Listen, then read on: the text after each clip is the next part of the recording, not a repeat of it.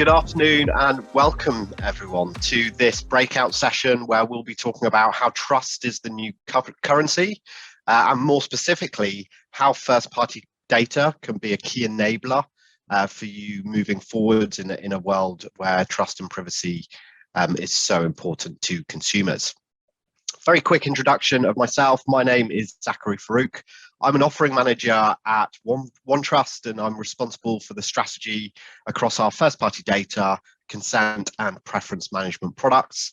From a privacy perspective, I do hold both my Certified Information Privacy Professional for Europe and Certified Information Privacy Manager as well. Let's have a quick look at the agenda. We'll take a little bit of a step back and just give a bit of context to what we're going to talk about today. Look at some of the shifts that are happening in the marketplace that are ultimately affecting us all as businesses. Then we'll look at some of the key challenges that are arising from that. And then finally, we'll dig into first-party data capture and look at some of the things you can be thinking about if you're moving towards a first-party data strategy.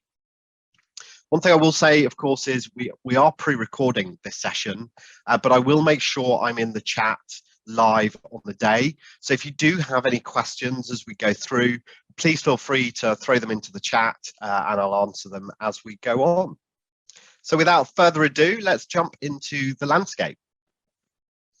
And really, first and foremost, what I wanted to call out is that privacy and trust really are today a competitive differentiator for brands. Now, no one does this, certainly from a marketing perspective, better than Apple. I'm sure there will be many views in the room on Apple as a business and some of the changes they're making to their technology at the moment. But the reality is, from a consumer perspective, the impression is that Apple care about privacy, care about transparency, and ultimately care about trust with their consumers. And a number of different things are really driving this and ultimately changing consumer expectations. And generally, we can see these in different buckets. First and foremost, of course, the privacy regulations. Probably the consumers, our first interaction with the privacy regulations for those that weren't involved in privacy at the time, were probably the e-privacy directive here in Europe. More colloquially known as the cookies law, of course, and it's what's brought us all of the different cookie banners that we now see as we surf the web. But then we had the behemoth that was GDPR 2015, 2018, and of course, since GDPR, an avalanche of privacy regulations around the world. From CCPA, CPRA in the US, Virginia, Colorado, all following suit. We've had CASL in Canada, LGPD in Brazil, POPIA in South Africa. We're at a point pretty much where you can take any four-letter acronym, and there's either a regulation already out there today or certainly one in flight. But beyond these regulations, we also see frameworks and guidelines that have a knock-on impact to us as a business. And of course, nothing better known than the IAB's transparency and consent framework, going into the cookie banners for the ad tech ecosystem. But beyond all of these regulations and frameworks, we're now seeing big tech make huge technological changes that has a big knock-on impact to how we operationally do our sales, marketing, advertising activities. I've mentioned Apple already, but of course the iOS 14 changes, not just the change to the identifier for advertisers and the pop-up that now needs to go into apps, but also things like the privacy nutrition labels that are in the App Store now, Google following suit with the AAID, and of course the great cookie crumble, as it's being called, or as I certainly call it, the deprecation of third-party cookies. Not something that's new. Of course, Firefox and Safari have already blocked third-party cookies by default, but Chrome have anything from like a 60 to 80% market share of all browser users globally, depending on which stat you look at. So them actually deprecating the technology, albeit postponed to 2023, is of course going to have a massive knock-on impact, especially to the data that we can access as businesses. Now, in conjunction to all of this, from a consumer perspective, we're also seeing Hollywood getting involved, especially when we're talking about the Gen Z generation. Films or documentaries, not sure which to call it, like The Social Dilemma, on Netflix. I don't know how many of you have seen it. Would highly recommend it if you haven't. But ultimately making consumers much more aware of our digital footprint, how companies are capturing data on us online in apps, how that data is then being processed or used or monetized, being transferred to third parties. And so we're much more knowledgeable and aware as consumers now. And that's why trust is becoming ever more important. And so when I spend a lot of my time talking to customers, prospects, big partners, the analysts, and what we're seeing over time at the board level is where, if we go back to the sort of 80s, early 90s, it was all about bang for your buck. As we then moved on into the sort of mid 90s, into the 2000s, experience and engagement became the icing on the cake. We saw the rise of things like Net Promoter Score, Customer Effort Score. Also pieces like being able to sit at home on your sofa, order from your phone and have whatever it is you ordered arrive that very same day or the next day without ever having to get dressed or have a shower if we didn't want to. That was all part of the experience and engagement. But the icing on the cake, the competitive differentiation now, is all about trust and transparency. Experience, engagement, price, quality, all still important. But how we set ourselves apart as brands is through trust and transparency. And a lot goes into trust and transparency. It's not just about data processing, privacy regulations. There's much wider pieces with ethics and sustainability that, of course, drive into this. But it's imperative that we have this purpose as brands, because if we don't, we're going to fall behind the crowd. And a nice stat here from Edelman, 70% of consumers say trusting a brand is more important today than in the past. And I'm pretty sure everyone in the room, feel free to say you disagree in the chat. If not, we only expect that to increase as time goes on. So if we know that trust transparency is so important, we know these changes are impacting us, coming especially from the big tech and the regulatory authorities. What are the biggest challenges to us? Well, from an advertising, marketing, and sales perspective, all of these changes are focusing and targeting on personal data. Excuse me. But the efficacy of all of our activities in this area rely heavily on personal data. So if we think about me, maybe I embark on a relationship with a brand, and they may want to share my data with third parties. And that's not just from a monetization perspective. Sharing with third parties has almost become a sort of dirty phrase these days. But the reality is it's not. There are very clear customer experience benefits from doing this. If I think about when I purchase a car, the very first thing I need to do after purchasing that car is get car insurance. I can't drive it off the forecourt without car insurance. But I've already provided the dealership with all of my details, probably my driving license number as well, because I've taken it for a test drive before I've decided to purchase it. They also know the exact car, make, model, registration that I'm purchasing. So why not allow me to click a button, provide consent, have that information automatically shared and made available to the insurance broker that can then provide me with tailored, personalized quotes and make my life much easier rather than then having to go and provide all of that information again. We also want and need to utilize this personal data for personalization. And that is, of course, in things like communications, but also content. If I'm a grocer, if I capture personal information that says the dietary requirements or preferences of an individual are that they're vegan or vegetarian, do I really want to show them content on the front page of the discounts that I'm putting on my meat or poultry? No, I probably don't. So again, a great way to improve the customer experience that's reliant on this personal data. Conversion, if we think about remarketing, heavily impacted by the deprecation of third-party cookies. The entire industry and the digital ecosystem relies on those third-party cookies at the moment for that remarketing. Might want to use it for loyalty schemes, and of course, even functional pieces, whether we're looking for proof of identity of an individual, whether we need someone's address if they've purchased a product so we can get that product delivered to them. But all of this is what is ultimately affected by these regulations.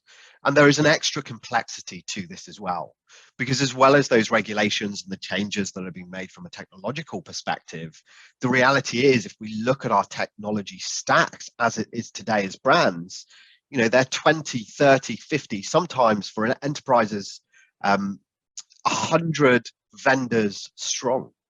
And we have all of this personal data coming in lots of different ways, both that we're capturing ourselves, but also from third parties. We're reliant on vendors that are providing that data, capturing personal information and providing it to us. So you end up with this spider's web of data coming into the technology ecosystem, which makes it very, very hard then to ensure compliance, enforcement and activation on the back end. And what we end up doing is spending millions and millions of dollars and pounds on things like deduping. And if we're deduping, for every record we dedupe, that is a broken customer experience. Because we've asked for the same information from the same customer in 2 different places, which just shouldn't be happening. The technology is there to build these seamless experiences. The other challenge, of course, is that no one person is going to be responsible for this. If we think about moving towards a first-party data strategy, we need to be empowering marketing teams so that they can deploy experiences that are contextual and can capture that personal data directly from customers. But then our data teams or our governance teams need to ensure that the activation and enforcement of that data throughout the tech stack is being adhered to and hopefully automated. Our technology teams need to make sure that it fits well into our broader solution architecture. We don't want any technical debt moving forward. We want to build for the future. And of course, our privacy teams want to ensure that we're adhering to all of the regulations. If we think about how we utilize personal data and where we rely on things like consent, especially for marketing communications or remarketing efforts, we need to know whether it's an opt-in or an opt-out strategy. Do we need to do double opt-in, maybe, if we're looking at Germany? And of course, all of this is going to be underpinned by legal. But if you can rally the troops and pull the team together, success means so much. And there are some obvious pieces. We're going to drastically reduce our regulatory risk, but we're also going to massively increase our addressable marketing universe. We have richer, wholly owned data sets that we can rely on. And we don't have to worry about a vendor going out of business or bust and losing access to those. We can drastically improve the customer experience, as with the example on the car purchase. By capturing this personal information and personalizing content, we're going to increase conversion rates.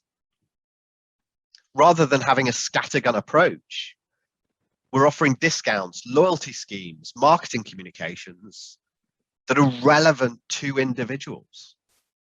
If I've just purchased or if I've just taken out a mortgage, the worst thing my bank can possibly do is send me a mortgage offer that I can't take advantage of because I'm locked in for 2 years.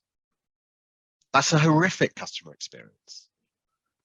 And actually may well pee me off so much that when it is time to renew my mortgage, I'll be looking at other vendors because I'll just be worried that I won't get the best rate, and then they'll tell me in a month's time that I've missed out. We can also drastically reduce operational burden.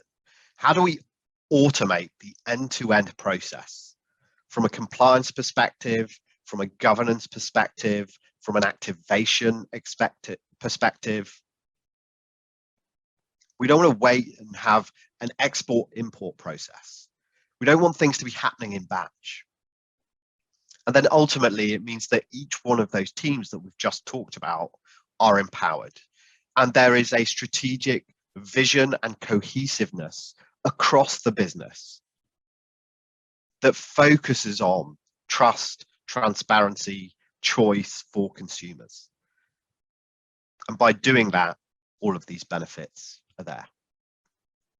Okay, so how do we get those benefits? What are we talking about when we talk about first-party data capture? Well, first-party data capture is all about direct information, direct relationships with consumers. And we can utilize that data for a whole manner of different purposes, both that are beneficial to us as businesses and brands, but also mutually beneficial to the consumers themselves. And I've mentioned the word first-party data quite a few times now in this session. So it's probably worth me just very quickly defining it for those of you that aren't completely aware of what first-party data is. So from going bottom to top, third-party data is effectively data that is aggregated across multiple different sources. And the best example of third-party data is going to be something like remarketing or retargeting the ad tech ecosystem. So third-party cookies being leveraged and utilized to track people across multiple websites, aggregate that data in to build a profile on them. Second-party data is quite simply just another brand's first-party data. And first-party data is data that we capture directly from our consumers ourselves. But there's different ways we can capture information from consumers. And so recently, I think it was last year actually, Forrester coined a new term, which was zero-party data. But as I talk about, and as I've mentioned first-party data, as we've gone through this session and will continue to, really I'm talking about both types, zero-party and first-party, both of which become ultimately declared data. And the difference between zero and first-party data is really first-party data is direct from a consumer, but it's as part of a transaction. So if we think about a registration or a purchase, we need to get an email address and a password from the individual. We need to get their address so that we can send and ship the products out to them. Zero-party data is data that is coming direct from an individual, but it's information that they're willing to provide over and above. And so probably the easiest example is if we think about preferences for marketing communications. I'm sure everyone has now embarked on the preferences journey rather than having that nuclear opt-out button, yes or no to all marketing communications, giving users the ability to personalize that and say the frequency of the communications, the types of the communications, the channel of the communications. So all of those can be classed as zero-party data. But as we go through, as I say, I will be talking about first-party data, but I'm talking about both of those in tandem. And I also wanted to share a lovely little quote here from Adweek that really sums it up quite nicely. Data that comes from customers is by definition the most valuable tool you have as businesses.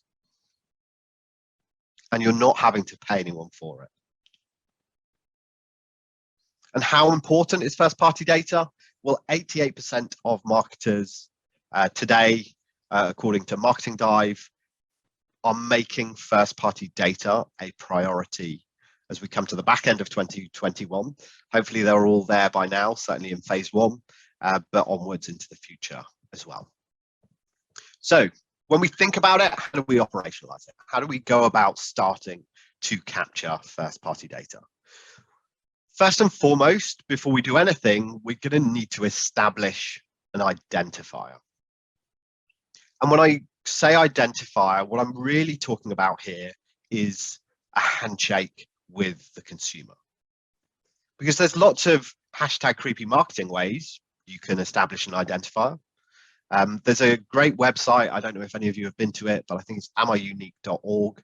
Feel free to go there and look at some of the ways that people are fingerprinting rather than identifying.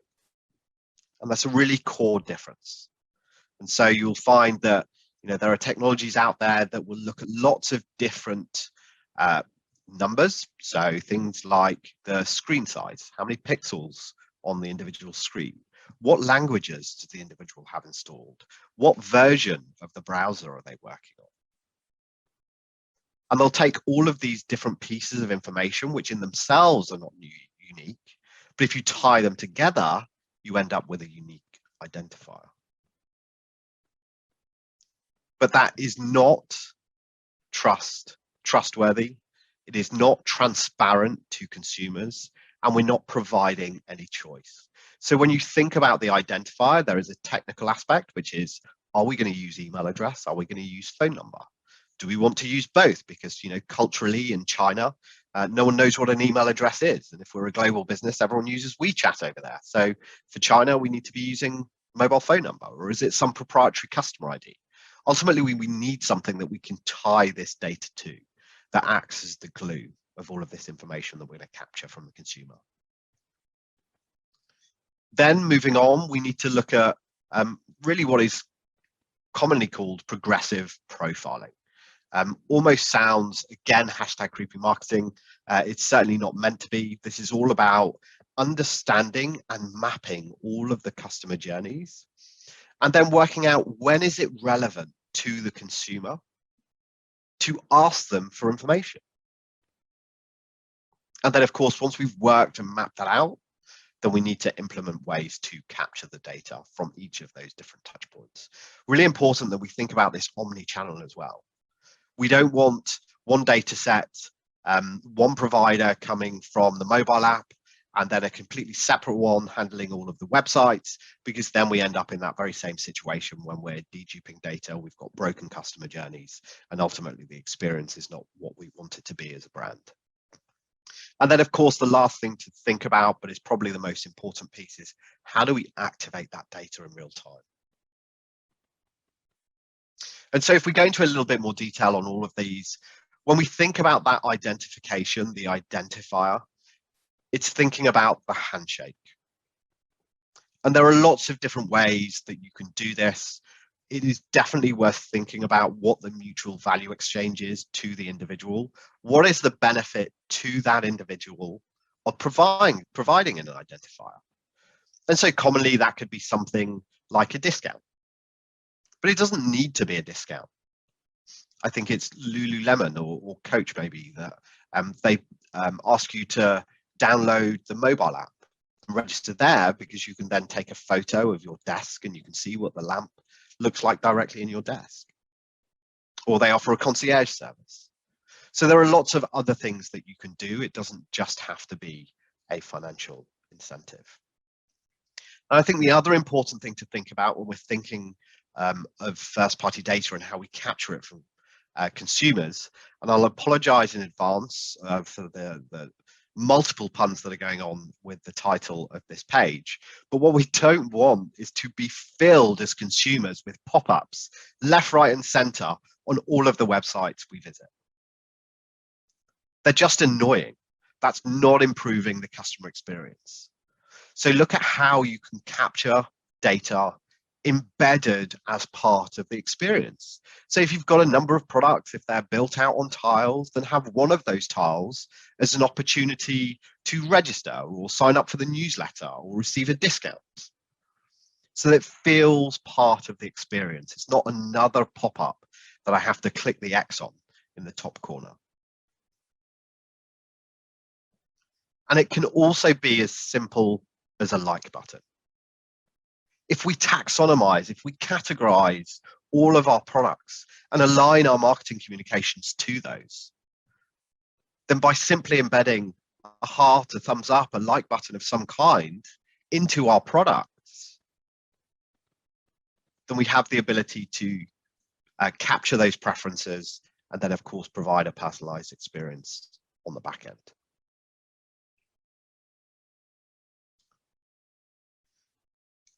Now, when we think about the customer journey, I mentioned this previously, it's so important to think about every channel. Every channel and every interaction. The first interaction many of our consumers will have with us as brands today will be our cookie banner on the website. Then maybe they navigate a few pages and they find something interesting and they want to sign up for a newsletter, and they download the mobile app and they set consent and preference data in there, or they provide more information. They receive marketing communications. Maybe they call up the contact center, or they update their preferences. It's so important to ensure that the approach is cohesive and all of the relevant teams, functions, and departments have access in real time to this information. There's nothing worse than calling up customer services and them saying, sorry, we can't help you. You need to call this number, or you need to email this address, or you need to go online to this link and do that there. The customer's chosen the channel in which they wish to contact us on. We should honor that. It's also really important to start thinking outside of the box. And I'll tell you a story close to my heart that happened to me back in December to give some context to this. We were just coming out of lockdown, and actually myself and my partner, she'd moved in right before lockdown, and we'd managed to get through the whole year without killing each other, which was fantastic. And I thought, well, if we can last through this, then this is the woman that I want to marry. And so what I wanted to do was propose. I wanted to get engaged, and the very first thing that you have to do, if that's what you want to do, is you have to purchase a ring. Now, in a normal world without COVID, I would have simply said, I'm off to the gym. I'm going to go and play golf with my mates. Then I've headed down to the nearest jewelers and started that search for the perfect ring. But retail was all shut. That wasn't an avenue or a channel that was open to me. The only way I could do it was to go online. But with my background in web development and the ad tech ecosystem, I was very concerned, to say the least, because what I was worried about is that the minute I go online and start searching for engagement rings or visiting jewelers' websites and start looking at some of their engagement rings, my girlfriend would come home from work and she would get spammed with adverts for engagement rings. And so one of the biggest and we hope best surprises in our lives would have been ruined. I sat back, I thought, this is crazy. The very brands that would want me as their customer are disincentivizing me to visit their websites because of the practices. Now, of course, I had no choice. And so I did all of the usual stuff, go in incognito mode, get on a VPN, head to the sites, never actually Googling engagement rings, but going to jewelers' websites. And then, of course, looking at their cookie banners, +1 if they had the OneTrust cookie banner. But then going through in detail, what are each and every cookie, and not just the cookies, but the resources that we're dropping those cookies, because I wanted it to be a surprise. Now, that was an awful customer experience. I had no choice, though. I had to get an engagement ring. I wasn't not going to ask the woman I love to marry me because of such awful practices. But that experience could have been so much different. What could have happened is I could have visited a jeweler's website and they could have said, are you looking for an engagement ring today? Not even an engagement ring. Are you looking for a surprise gift? Yes or no? I'd think yes. That's our first piece of zero-party data. And then they could have said, don't worry, your secret's safe with us. There'll be no retargeting. You're not going to see ads spammed on your Facebook account. Your girlfriend's not going to come home, use your laptop, or even be on her phone, not even the same device, and get spammed with engagement ring ads. Your secret is safe with us. But what we would like to do is let you know about discounts or offers on some of the products that you look at today. If you'd like to receive these, please give us your email address. Now, in a heartbeat, I would have provided my email address. Because while I don't want all of the adverts, what I do want is the discounts that are offered in those adverts. Now, can you imagine what the marketable database would look like for those brands if they took that approach? It would look very, very different. And the experience as a customer, jewelers are brands where it's a long-term relationship. If you get the answer you're looking for when you get engaged, what's the very next thing you need? Well, now I need 2 wedding rings. And then you've got Valentine's and birthdays and God knows what, wedding anniversaries as we go on. And I will say that she did say yes. We actually got married very quickly. We got married back in September. Thankfully, she said yes, because I'm sure if she said no, I would have been certainly too sad to ever tell this story again. But I digress. I think the point I'm trying to make is that it's really important when you look at a first-party data strategy, don't just look at plug and play. Think about those customer journeys, map those customer journeys, and think outside of the box how you can build better, transparent, trustworthy relationships with your consumers. Now, the other thing to think about if we're capturing all of this data, of course, a lot of the time when we're capturing this data, we're going to need to capture consent. And from a regulatory perspective, consent needs to be as easy to withdraw as it was to give. And so when we think about things like preference centers, it's really important that we make all of that available to consumers. And not just the overarching consent, but the options within that, as we've discussed, the communication options, the topics, the categories, the frequency, the channels. And so by having a preference center, you give users that one-stop shop, consumers that one-stop shop to be able to manage that relationship as they need to and as the relationship matures. But you can actually push the boat out much further than just a preference center. Why not create more of a trust or transparency center for your consumers? So while yes, absolutely, all of the preferences are there, all of their consents are there, but why not shout about what you're doing as a business and a brand to protect the customer's data?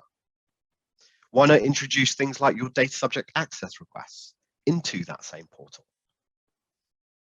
You can show all the privacy policies, terms and conditions, end user license agreements to consumers. What is it that they agreed to when they signed up? Make it available to them. Why wouldn't we want to make it available to them? If we're not wanting to make it available to them, then chances are we're doing something that we shouldn't be doing, that isn't going to build trust for our brand. I did a webinar with Harry Decker. It was actually the start of this year, and it's stuck with me ever since. Harry Decker is the media director of Unilever. And he said he's got two questions that he asks his team before they approach anything to do with consumers and personal data. The first question is, would you do this with your mother's data? And the second question was, how would you explain this to the 9 o'clock news? Two really simple guiding questions that we can use as a vision to disseminate across our teams to ensure that everyone is in line with what we're looking to do as a brand, what our purpose is. Now, the other thing that you really need to think about, and really finally, is how do we enforce and activate this data downstream? When we say enforcement, if someone opts out of marketing communications, we need to make sure that happens in real time. If we've got a batch process, then maybe someone opts out on the Friday, receives the communication because it goes out on a Saturday, because the batch process happens on a Sunday. And suddenly we find ourselves non-compliant. But conversely, from an opportunity perspective, how do we make sure we strike while the iron is hot? If someone said they're interested in more information on a certain product or category, or they want our newsletter or sign up for our loyalty discounts, we need to get that information out to them there and then. Because as human beings, as consumers, we're extremely fickle. We're looking for it today to purchase today. Because nowadays we can sit on the sofa at home in the morning and order it on our phone and have it arrive in the evening. If you don't send that information out to me till next week, I've moved on. I've forgotten about it. So important that event-driven, real-time integrations are there and available for all of this data across the entire tech stack. Now, we've got about 50 seconds left. So the last thing I wanted to touch on was, what is the ROI of this? I've talked a lot about first-party data. I've talked about what success means, increasing customer database size, increasing conversions. But what's the actual tangible ROI? Well, we were curious ourselves too, so we sponsored the Data and Marketing Association to actually go out and survey all levels of marketing organizations and all sizes of organizations to understand, for those that had started implementing this first-party data consent and preference management strategy, what was the ROI they saw? And we got a pretty incredible number back. For every pound they spent, they saw a £41 return. So there is a very tangible ROI. And with that, I will say thank you very much.